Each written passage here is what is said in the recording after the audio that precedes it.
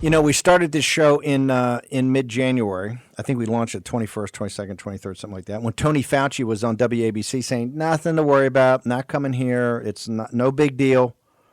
I don't think that made Gibney's movie, right? We were on this long ago. In the spring, we got a lot of pressure from people saying, hey, why don't you drop Pandemic, call it 2020? I said, why? They said, well, it's gone away. It's summer, it may come back in the fall. I said, no, it's not. This is not made by nature. This is made by the hand of man, and it's impervious to heat and humidity. And now it's totally engulfed as the White House and the president's gotten sick. It's completely engulfed the presidential election. Now, I happen to think the president of the United States has got a great case to make about how he's handled this and his administration has handled this as well as anybody could possibly think, and that his opponent literally has a to-do list that's kind of like on Post-it notes, right? As he's wandering around and his wife Jill is, putting the bib on and off. But the line of demarcation is whether this was a gain-of-function experiment gone awry or was it is a part of a more sophisticated, more thought-through, more organized biological weapons program that they're not supposed to have. What we do know, because our guest, and if you stay up on the news, is one of the lead stories in the largest news site in the world, the most prominent news site in the world. That is the Daily Mail out of London. It has a massive web presence. She was one of the top stories yesterday as she broke another white paper. This is on the biological weapons program. You've seen her on Tucker Carlson. You've seen her on the top sites of the world, interviewed by some of the top people. Now, a lot of the mainstream media is avoiding her because she's a little bit like Cassandra. She's sitting there going, hey, you guys are the reason that you don't want to cover this is the same reason that the Hong Kong lab, which is the best in the world associated with the WHO, also went quiet. And the WHO went quiet because the Chinese Communist Party does not brook any dissent. They knew in late December of 2019 that there was a problem. And they started a cover-up and started lying about it immediately. This is not wingnut conspiracy stuff. The facts are all there. The one thing that the mainstream media can't get away from is that WHO on the 12th and the 14th of January fed into the lie. And you guys can't get around that. You talk about Trump not following the thing. If he had followed what WHO did, where's Tony Fauci? Where's Sanjay Gupta on that one? Where's Sanjay Gupta on what the science-based, evidence-based, got to follow the World Health Organization? Tedros at best is criminal negligence. I happen to think it's worse, and I think he ought to be brought up on criminal charges. And the whole cadre of guys that work with him. And every survivor of the dead, of the honored dead, should be outraged about this. And no, Mr. President, you shouldn't be, I'm getting angry. Mike Pence shouldn't say he's very angry about that. No, Vice President Pence, he should not be angry. It's time to take action. We've got to stop saying, oh, they're going to be held accountable. Show me. Show me the accountability. You can't say accountability and then say, but that first phase of the trade deal's irrelevant. The trade deal is a couple of $1 billion. What are we talking about? We got $6 trillion on the balance sheet of the Fed. You're talking this weekend of a $1.9 trillion coronavirus package that's package 4.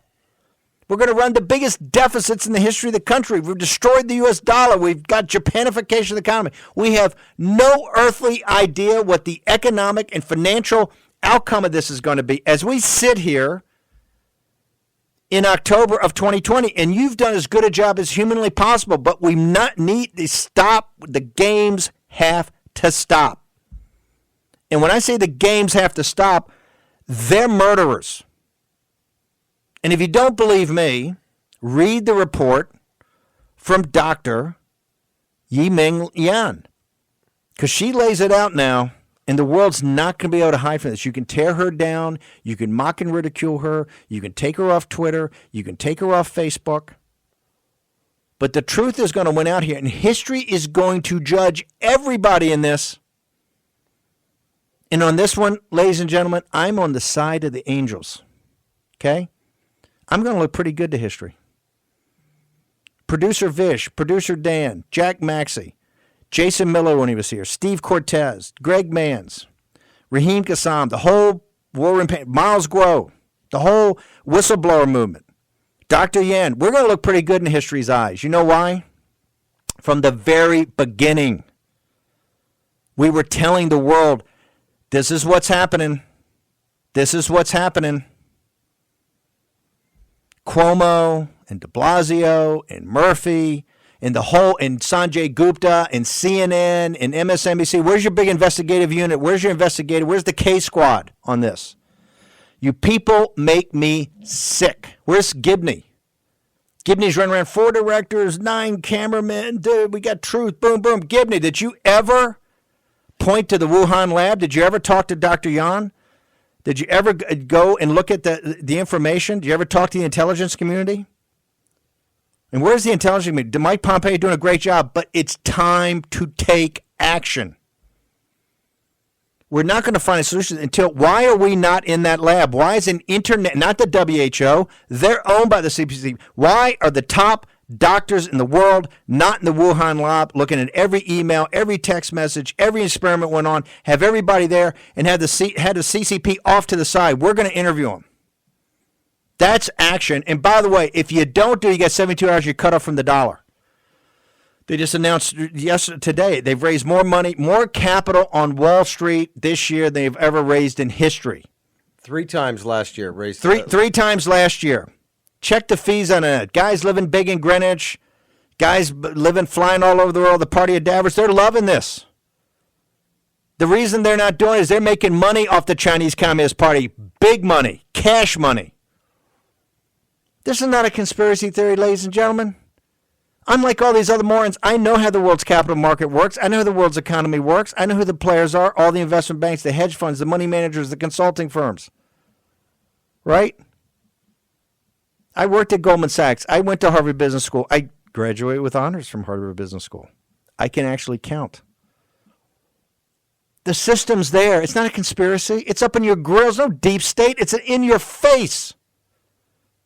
Where's John Brennan? Where's John Brennan? He's yammering on about Russia. Where is your report on the biological weapons program of the Chinese Communist Party? Why do I have to have a young doctor come out of Hong Kong, risk her life, have her mother arrested in a prison in Beijing? Why is the United States, with trillions of dollars, why are we sitting here depending upon a hero from communist China has to come here and do the report? Why is this report not done by the CIA? Why is this report not done by the DIA? Why? Where's John Brennan? Where's Clapper? Where's Comey? Where's McCabe? Where are all of them? I don't want to hear about Russia anymore. I don't want to hear about Hillary Clinton's emails. I'm tired of it. And that was the one that they were searching. Hell, I got the Southern District of New York on me. And guess what? I don't give a damn. This is outrageous. What country are we fighting for? Who are we? We got to have a young doctor out of Hong Kong come and tell us this, and you're spending $1 trillion a year in the national security apparatus, and we haven't brought this out yet. Bill Gertz comes on the first show, and he's mocked and ridiculed by the Washington Post. Senator Cotton comes on show 4 or 5. He's mocked and ridiculed. Oh, conspiracy theory, conspiracy theory. Have you looked? Have you spent 1 second looking? We have the reporter from Australia come on about the Five Eyes program. She's mocked and ridiculed. We're going to look damn good to history. And you know why? We're on the side of the angels, and you're on the side of the devil. You're on the side of Hitler and the Nazis. Yes, he made a Hitler reference. Well, that's the only one I can think of. Hey, and you know what? CNN yesterday ran a report about the fact that there are billions of dollars of hair extensions sold in the United States, and almost every single strand is taken from the head of a Uyghur prisoner. Outrageous. Outrageous. And the guy on the NBA sitting there going, oh, you know what? We may be thinking about how woke we are at BLM because our ratings are down now to like 3% of what they were. Hey, but you're still taking money from the Chinese Communist Party. That's another guy. It's sick. And now I want to turn over to Jack. We're going to take the heat down just a bit. Take it down. Let's get down. Running a little hot today. All right. Okay, I'm going to turn over to Jack Maxey. Doctor, this latest report about the biological weapons program, I want Jack to walk through. Dr. Yan, I apologize for screaming in your ear, but your bravery, what's happened to your family, and I look around at this apparatus and the cowards, the moral cowards. Brennan, you're a disgrace. Comey, you're a disgrace. You're a disgrace not because of the Trump and all that stuff. You're a disgrace because you allowed this to go on with the Chinese Communist Party. You look the other. Comey, McCabe, the whole crowd of you guys, the FBI, you're a joke, okay? Brennan, joke. Clapper, joke. Hayden, you came out the other day and doing Biden. Hayden, you're a clown. You're a clown even for an Air Force guy. You're a clown. You're a disgrace. Brennan, you're a disgrace. Comey, you're a moron and a disgrace. You're not even serious enough. McCabe, I'm going to tell a story. You came over to the White House today. You're a clown. You're a goofball. I saw your text message, Bannon, would they even let me in? I'd let you in because you're a clown. You're walking in. You think you're going to brace up Steve Bannon? I'm sitting there going, who is this nerd? I said, take this out. Write this down, McCabe. Write it down. Write it down. We're going to go to Quantico, and President Trump's going to come down and talk to your graduate class. He wet himself. I said, take your pen out. Take your number 2 pencil, and you're going to write this down. Give me a date in Quantico. And it didn't let him go. He had some guy, no, take this down. Write it down, McCabe. Take that number 2 pencil. You wet yourself, sir. You got to bring it, dude. If you're going to come, you got to bring it. Southern District, you got to bring it. Well, you know what, Steve? You bring up a great point. And one of the things that gets me so choked up, and people watch, they probably don't realize half the time I got tears in my eyes when I'm talking to these Chinese dissidents. And a lot of it comes from a sense of shame as an American. Exactly. This idea that we are turning our backs on our heritage here. So much of this, I think, is caught up in the idea of the morality of each of us. I mean, each of us is putting our own mortal souls at risk. And at some point, the West has to take stock of who we are as a people. And we cannot be the people we were and are meant to be with association with the Communist China. The deplorables get this. This is about, well, by the way, we're gonna take a break and come back to Dr. Yan. But I want to say this. And you're absolutely correct. When we do these specials on Saturday with the Chinese people, and the deplorables get it. But the reason Donald Trump is president of the United States is because of managed decline by our elites. And this is what I'm talking about. They're in bed with a totalitarian dictatorship because it makes the business model work of the party of Davos, right? The capital markets, the financial system. They like being in business with them. That's why they've raised 3 times more capital than ever. And that's the disgrace. I feel the same. I feel shame. I said, how did the greatest country on earth kowtow to this? And so obvious. And our elites are so obviously in business with them. And, you know, there's a parallel to history in this. You remember Wall Street funded all of the cotton crops down in antebellum South, right? So there was an economic interest in slavery in the United States. And you know who said no to it? Good, solid, deplorable Americans in their churches, on their street corners, not in some boardroom on Wall Street. Okay, take a short commercial break. Dr. Yan, we promise, is next.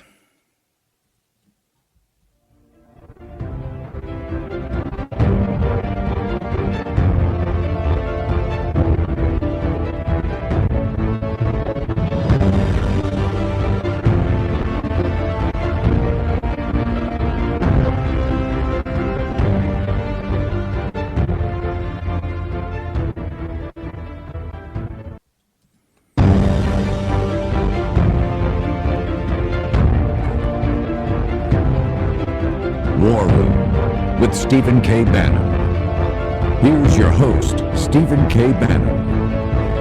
With 23 days to go to the most important election in the history of the Republic, and flag officers, 250 flag officers tell us that signed the support of Donald Trump. One small thing we're missing is, how did this start? And how did it get here? Well, Dr. Yan out of Hong Kong University says it's part of a biological weapons program, and our one and only Jack Maxey is now going to walk through this report with Dr. Yan. Jack. Well, Dr. Yan wrote another paper that we all went through about 2 or 3 weeks ago, which really went into the science of why it was extraordinarily unlikely that this virus occurred in nature. And in that paper, she went through numerous things that seemed to prove it. Now, what's so interesting about this is called SARS-CoV-2, is an unrestricted bioweapon, a truth revealed through uncovering a large-scale, organized, scientific fraud. Now, longtime listeners of this show will know that we've spoken about this idea of the politicization of science many, many times. And what's so fascinating about this second paper of Dr. Yan, it's very readable. It's almost like you're reading like a scientific detective story in a way. And what she does is she goes through and she shows all of the times where the likelihood of it happening that way is almost impossible. And it's not just the virus, the sequences. It's not just the fact that we believe there was a backbone virus or one or two backbone viruses owned by the PLA that were used to craft this virus in the laboratory. But what's so interesting is this global effort at disinformation to create a fog around the truth and to obscure the truth, and the way in which they used prominent medical journals to do this. The most important one, and I think it's a great place to start, Dr. Yan, because first, we can go through things we've said many times. One of the reasons we know we can't trust them. They knew it was human to human. They didn't tell anybody. There has never been found an animal that it came from, right? They claim that it's similar to a fragment of a virus that they found many years ago, but it's quite implausible. And it's perfectly suited for human infection, right? So we don't know the intermediate animal, but the moment it arrived in Wuhan, it was perfectly suited to infecting the human body. None of this makes sense. Now, one of the things that I thought was so interesting, Dr. Yan, and I'm sorry for talking, I guess I'm getting Steve's disease here a little bit, was everybody remembers this bat lady, and she came out, remember, right afterwards, and she said, "Oh, the first thing I thought was, could that have been one of my bat viruses," right? And then she said, I remembered, it could have been like this bat virus we found several years ago. And then they kind of claimed that that might have been the same bat virus that had infected those guys who had died back in 2013. And it was kind of a eureka moment where she goes, wow, I guess we should go look at that really strange bat virus that we found a few years ago. And, 5 years later, we're going to take a look at this bat virus. Can you talk to us a little bit about the charade that was done to the globe with this, what was it called, RATG13 from the Bat Lady, and was first revealed to the world in the Nature article? I believe that was in January, correct? And this seemed to be the perfect cover story for all of the global science who just wanted to decide, okay, there's the answer. So actually, Bat Lady Shijin is now the only one get involved to this. This is what I want to emphasize. And the second thing is, if you go back to check the whole nature theory, the nature origin theory based on the fundamental evidence that the RATG13 virus found by Shijin Li several years ago, maybe for a good purpose in studying the zoonotic virus for maybe medical purpose. And somehow she forgot it in her lab. And somehow after the outbreak of COVID-19, and also exactly after the day I reviewed the SARS-CoV-2 is made by the Zhoushan bat coronavirus from PLA lab, the second day she immediately submit that RATG13 paper to Nature. And very interesting, she only submit the paper, but the sequence she submit to NIH Gene Bank is even 1 week later. I remember it was 27th January. And then it was published on 3rd February in Nature. The same day, there was another paper from Shanghai. The Professor Zhang Yongzhen, the first team, collaborated with Wuhan, with Sydney. They published the first genome sequence about COVID-19. He also have the paper about the origin of the SARS-CoV-2. He mentioned the Zhoushan bat coronavirus. And clearly they don't like this. So Chinese Communist Party government punished Zhang Yunjin, and later all the society, the scientific society, they welcomed the IATG13 virus very well. Everyone support the nature origin theory, support it. Okay, so let me just try and explain that in layman's terms. Not only did she come out with this article in Nature the day after you kind of revealed and they knew the cat was out of the bag, she didn't actually reveal the sequence till a week after the article was published, which to me implies that there was some incentive or encouragement to get that paper published no matter what, right? Even if they hadn't been able to fabricate the genome for this fragment of a virus that they claim they found. One thing that I thought was so interesting when they go and they do the analysis on that virus, the RATG13, that they say it came from a rectal swab on a bat, right? So essentially they swabbed the anus of a bat. And typically, I thought it was very interesting, typically you'll have a 30 to 80% bacterial contamination of the viral sample. And what they had like 1% or 2% or something that just doesn't make sense if that's where it came from. And then second, they just sort of declare that it came from a province. They don't say where in the province. They don't give a date or a time that it was found. And the fact that without all that detail concerning it, that she just remembered it in the back of her head. Oh, yeah, there was that one with that really crazy odd spike, protein on it that we thought was really dangerous at the time, but we just didn't get around to looking at it. It doesn't make any sense at all. Yeah, of course, there are more things you can talk about. I listed in my paper. For example, Shi Jianli's team became famous. It's because she found the SARS-like virus from the bat and published it in Nature. And then later he became even the Microbiology Academy the member, which is very high title. And people call her Batwoman. But for this virus, IATG13, she said she spent a year searching on that and get it from maybe relevant to the minor cases in Yunnan, and they went there for several times, finally found this is only one of the two, maybe the useful virus they found. And then they just throw it into the drawer. They don't look for the full genome, right? They publish part of that. And then they don't look at the important part, the RBM. They always focus on that. That is very, very big thing. And then they don't do any downstream experiment about this. So when they published this genome, they said, we run out all the samples. Usually you can use it for at least 80 times. Well, and so where are the other samples? The surprising lack of curiosity when, immediately the light bulb went off in her head that, oh my gosh, it must be that one that's in the bottom drawer of my desk. I would imagine she felt that way the moment she found it, if it was what she said it was in the Nature article. And again, how do you explain? Now, granted, this is like detectives. This is like CSI, this paper. It shows this tremendous circumstantial evidentiary body of what I think is circumstantial proof that these guys have been covering this up.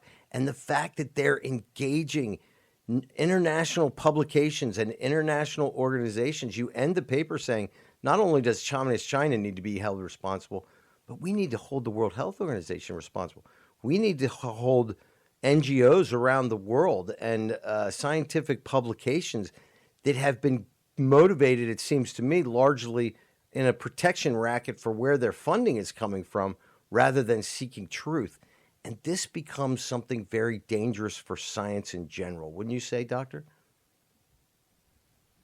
So I want to say is, if you check, besides on this evidence and besides my intelligence, actually I know this is fabricated genome. They don't have this virus. That's why they said run out the samples from the beginning. And I reviewed the data, published it online. But what I can tell you is even from the genome evidence that you check the genome, as I said again, it's like the fingerprint, right? It's very, very interesting that the relationship between RATG13 or the other virus I reviewed in this paper, including the pangolin ones, including the medical one from the Yunnan miners cave, Yunnan mine cave. So these ones, if you compare them with the SARS-CoV-2 virus, each to SARS-CoV-2 virus, they don't have the natural relationship of the evolution between each other. So that means when the SARS-CoV-2 exists in the nature physically, the other viruses in this list, they don't exist in the nature because the relationship between them to SARS-CoV-2 is artificial. They are not relatives. Well, And also SARS-CoV-2 we consider as nature, but it's just a lab origin one based on the Dr. nature John, we're template. going to go to a small break, but we're going to be back very shortly. And what I think she's trying to describe is when you look at these viruses, right, there's a genetic sort of fingerprint that allows you to see its evolution over time. We see this with the human genome. They talk about it all the time. Same thing with the virus. And that record is not there in this one. Back in just a minute. War Room Pandemic.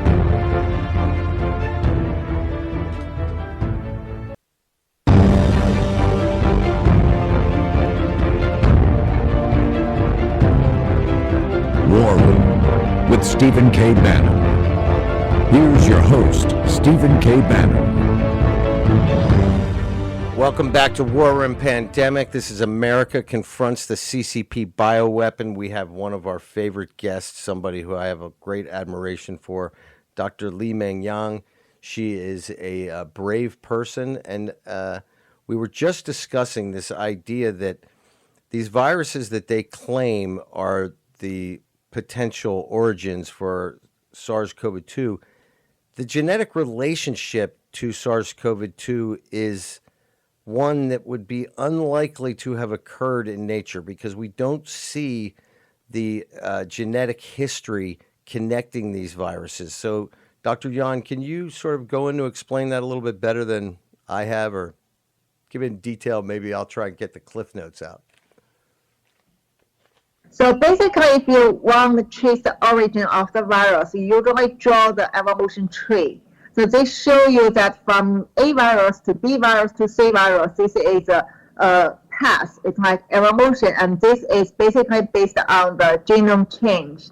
And when we talk about SARS-CoV-2 here, they also claim that because of it comes from nature origin theory, so they provide such nature origin, the host virus and the precursor virus, the series of the bat virus, pangolin virus, to fulfill this gap of the theory. And all these viruses, if you compare it one by one to SARS-CoV-2, you will find that their genome shows a violation of the nature principle. So if you cannot understand the deep sequencing knowledge much, then briefly I can tell you that it means when the SARS-CoV-2 physically exists in the nature, as we see it already exists in the nature now. So the other virus cannot be physically come from the nature. It comes from the artificial way. So that means all the series of the pangolin virus, RATG13, or the Yunnan virus, they are the fabricated sequence. And they don't exist in the nature. And also back to this thing, we still can say that SARS-CoV-2 is not nature origin theory, nature origin virus, because there are always two possibilities. One is come from nature, another one is come from lab. So now compared to the nature origin theory, you have no any evidence to show there is any other virus related to it during the evolution. But you see in 6 months, with the Zhoushan bat coronavirus from the China military lab, you can well produce the SARS-CoV-2 in the lab. Yeah, I mean, I'm actually kind of a little bit at a loss for words here because the way she describes it, I mean, here's the bottom line, people. If it came from nature, we ought to be able to prove it. Nobody's been able to prove it. And let me tell you, they've been spending a lot of time trying to prove it. So if it didn't come from nature, Where did it come from? It came from a lab. Now, whether or not this was something that was done on purpose, who knows? But there's a lot of circumstantial evidence that points out to the fact that they were preparing for this narrative for quite some time. And one of the things that I want to point out here, many people try to paint Dr. Yan as if she's the only person who's ever had this notion that the SARS-CoV-2 is actually closely related to the two PLA viruses, ZCH5 and ZXC21. There was a doctor, you said this, right? In January himself came up with the same conclusion that this virus seemed to be related to them. And he published a paper. He was a well-respected Chinese scientist. And I want you to repeat for the audience, what happened to him? Oh, he is the one collaborate with Wuhan and with the University of Sydney, Professor Edward. They published the sequence first, as I mentioned, in January to the to the gene bank in NIH. And later, of course, he write the paper. And in this paper, he said the most closest strain, according to the evolution, to this SARS-CoV-2 is the Zhoushan bat coronavirus ZC45 and ZXC21. The same day, it was published with Xi Jinping's RATG13 virus on Nature. And then his P3 lab in Shanghai Fudan University got shut down. Of course, they won't give you the real reason, but everyone knows that is a punishment. Exactly. And later, everyone talks about the RATG13 virus in the scientific field. They ignore that one. Do you think that there's to some extent, that Western scientists are afraid to open up their mouths about this because they're afraid of getting continued access to Chinese laboratories and perhaps Chinese funding? First, the China government is very generous to the Western scientists for funding things. As we know, in this field, we always face to the problem that how much money you can get to do the further investigation. Basically, more money, more study, and more outcomes. So that decides your future. And except for the NIH, China government is the richest funding place. So many foreign scientists work with China government. And the other thing is, if you check these papers, the fabricated things I found out in the paper, they link to all the top peer-reviewed journals. So the peer-reviewed journals like Nature, Lancet, New England Journal of Medicine, these people, they did the peer review, but somehow they all ignore this kind of very clear mistake and unusual things, and they publish it. And then they encourage the whole scientific world to believe that because of their reputation. So then that means they help the China Communist Party in covering up the whole origin of the SARS-CoV-2. Also, they censor the lab origin theory. All the papers linked to sections cannot go to the top journal, and most probably they go to the non-peer review website. And then, like my report, those people jump out question, this is not peer review scientific report, very hilarious. Are we still there? Okay. Yeah, Dr. Yan, I mean, what happens when you talk to scientists here? Do you get a decent reception? I mean, what's happened when you've spoken to top virologists here in the United States and elsewhere? How do they receive what you say one-on-one? I'm not talking about in the media itself, but when you actually speak to the professionals, what kind of response do you feel like you get? You mean the ones I contact in U.S., right? Yes. So I can say that I contact to the top scientist in FBI, and he talked with me for hours, and then he has no question. He basically, before I wrote the things, he seems doesn't know that IATG13 was fabricated because he prepared a lot. He showed me the paper, and I told him why it's fabricated. And there are some other researchers, they also agree with my things when we are talking, and then they said I'm the one confirmed their ideas, and also they thought IATG13 is a fabricated one, non-existent. And also for some top experts I met in the U.S. government, actually I can say when I show them the two reports at that time, they are convinced. So when they finish reading, they realize that the thing is very terrible, and there are a lot of effort behind from China Communist Party and also WHO, all these peer-reviewed journals with the top experts to try to make people believe this virus is come from nature, either from the bat cave or from somewhere else. How does it make you feel? Like, for example, that article from yesterday in the Daily Mail, which was largely complimentary, but the thing that bothers me in each of these articles, when they contact Hong Kong University and they say, "Oh, what can you tell us about Dr. Yan?" "Oh, we barely knew her. I think she worked the photocopier." They are very. It's almost as if you never worked there. I mean, how do you feel about that? Is it just a tell on how they're just so frightened of the Communist Chinese Party? Actually, the lab in Hong Kong, although you may feel it's an independent international lab based in Hong Kong, but since years ago, it's already under control of Chinese Communist Party, and their response is very typical Chinese Communist way. And they won't admit it because I'm the one reveal the truth, and they are the one try to even kill me, make me silence.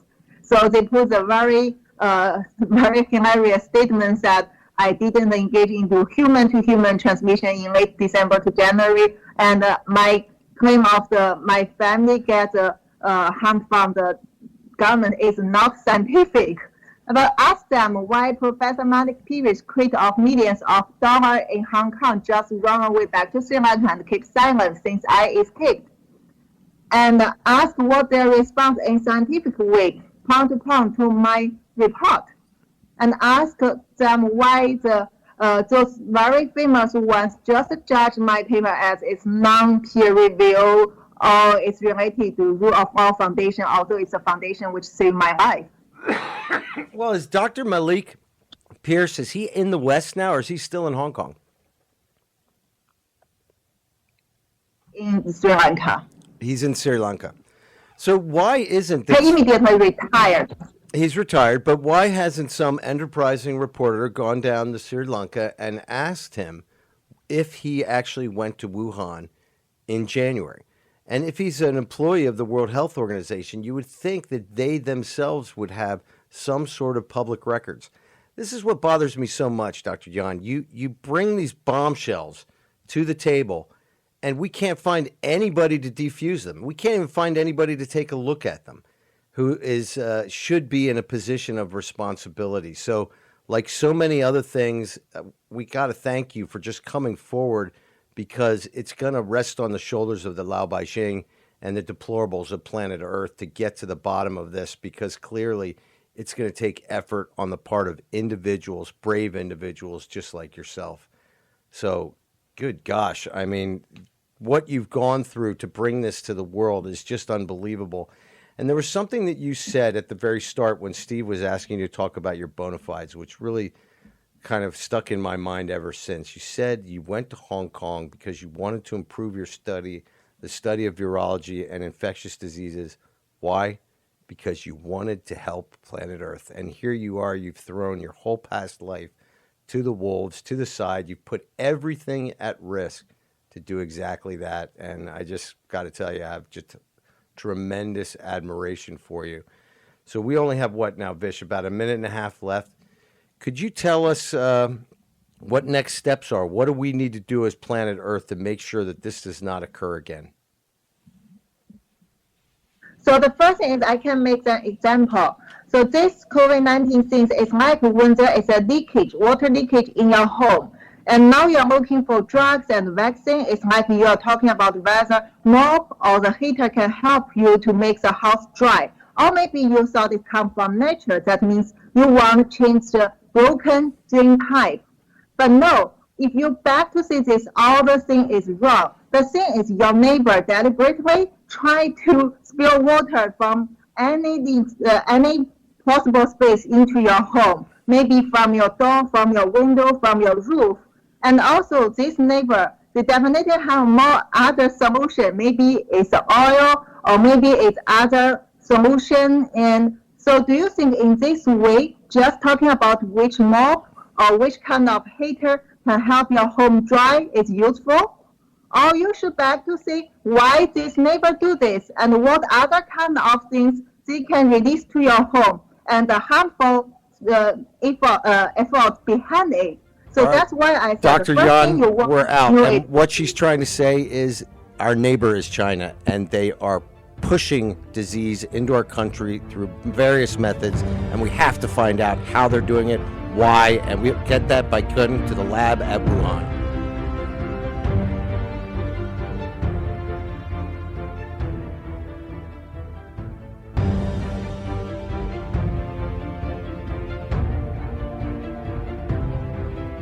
War Room with Stephen K. Bannon. Here's your host, Stephen K. Bannon. Welcome back. Been an intense 2 hours. Jack Maxey, Stephen K. Bannon, War Room Pandemic. Probably, I think, the most important show we've done of all of these, and we think some have been pretty important. Dr. Yan, in the limited time we have left, I'd like to know, what would you like the world scientific community to do with this information that you've now put forward? any expectation for this world scientific community, because you can see I even listed some of their names, like the biggest expert for the HIV study, Professor Robert Gallo, and also bioweapon expert in Johns Hopkins, Nancy Cornell. Those people, they just write things to ruin my report, ruin my reputation using lies and misinformation. I will do the point-to-point fight back with them, because this is not only for me, this is for the global health. And the other thing is, you can see the peer-reviewed journals, the top ones like Lancet, Nature, New England Journal, they try to make it very political. I mean, this is a virus, right? This virus itself is not political, although now we see it seems to have some political idea that means how they, when they attack the certain people, we can say like stay in the White House, stay in Pentagon, or stay, I mean, basically prove Mr. President. They seem to have the spirit of the politics things, which is very consistent with Chinese Communist Party's idea. I mean, besides, I always think this virus itself is not the politics things. This pandemic is not politics things. Everyone should work together to understand why it happened and where it comes from. And I show the evidence. I tell people where it comes from, and people should hold the Chinese Communist Party accountable. And for these scientific world people who collaborate with Chinese Communist Party, they should be held to accountable too. Dr. Yan, I think one of the things that has concerned me as we've gone through this is the world looks at this, the apparatus, you know, the scientific community, Wall Street, the governments, they look at this in a very static way. They don't look at this really as fluid dynamics or in a dynamic situation. And my question is, if we don't confront them now on the CCP virus, on COVID-19, what your paper says is that this is a vast program. They have other things that they're working on, other things in the hopper. I'd like to have your opinion. If they're not confronted now, when they've essentially been caught red-handed, what do you think happens with this biological weapons program as it goes forward? Does it get more intense? Is the world susceptible to more attacks? As I said, this is not a traditional bioweapon. I mean, I show the definition from the Academy of Military Medical Science in China. So this is, I redefine it as the unrestricted bioweapon, because except for the characters they want, they also have some more characters that which will give it better benefits during this unrestricted biowarfare. And every one of us, we face to the risk to get infected. And while we get infected, we become unconsciously the vector which pass this virus, this bioweapon, to the people around us, and to generate more damage. And also, this is deliberately released. As I said, even before the outbreak, they start to plan how to make some so-called evidence published and later use it to link to the whole evidence chain of the natural origin theory. And involve this China military and the scientists under the Chinese Communist Party control, no matter in China, in Hong Kong, or overseas, they all work together. So we cannot expect that this will stop because it's a war. I mean, it's a war. It never reaches the end if you don't realize and don't unless they overcome you all, right? So if American want Chinese Communist Party control you, then at that time maybe you can expect the kind of peaceful of the pandemic. They kind of, I think, control us already the way we're acting. Two last things. One, what would you tell the American people? We just got a couple of minutes. What would you like the takeaway from your paper, from your media or things? What would you like the American people, the Lao Beijing of America, to know right now? I mean, American people is much more lucky than we Chinese people because it's a democratic country and you can own your vote. You can vote to the government. You can choose, make decision and choose who can bring you, help you to do the action. And if you feel if you're angry about this, you want to hold the Chinese Communist Party accountable, you can vote for it. That's the thing we Chinese people cannot do. We don't have such right. And the other thing is, don't be hesitant that you thought maybe a government like China should not do this to their own people. So it sounds very unbelievable. No. We Chinese people never thought that. All of us live in mainland. We know the government can't do anything to you without any reason because you are not like the human to them. Your life is even less than the dog or other animals. Of course, they treat animals not good too. You see it. And they just treat you like the plants. If they want to eat some vegetable in their field, they cut it and eat it because the vegetable can come out soon. And always vegetable, you are like vegetable for them. So I think in U.S. maybe you can consider as some lettuce, grow very fast, very tasty, and cut it, and you have always more because we have 1.4 billion people. So we hope the U.S. people can realize the reality. Don't treat it just as a common pathogen, common pandemic. Don't expect it will stop unless you really think China government is so good, you want it to ruin you like it ruined our Chinese people. Dr. Yan, I want to thank you for taking this following 2 hours. We've got to jump and wrap this up, but I know from our viewers, we hear all the time, you're in people's prayers, you're in people's thoughts. You have tremendous support in this country. We know you have it with the Lao Beijing and the whistleblower movement in the new federal state of China, but you have many, many people, hundreds of thousands that love you deeply, pray for you every day, and support you. So thank you very much for coming to War Room Pandemic. Stephen K. Bannon, Dr. Meng Yan from Hong Kong, Jack Maxey. We will be back at 10 o'clock on Monday morning. There's so intense, everything that's happening. Make sure you go on Twitter, see all of the breakup of the show. Vish and people will be putting the show up all day today. I want to thank Dr. Yan, Jack Maxey, the entire production crew. See you Monday.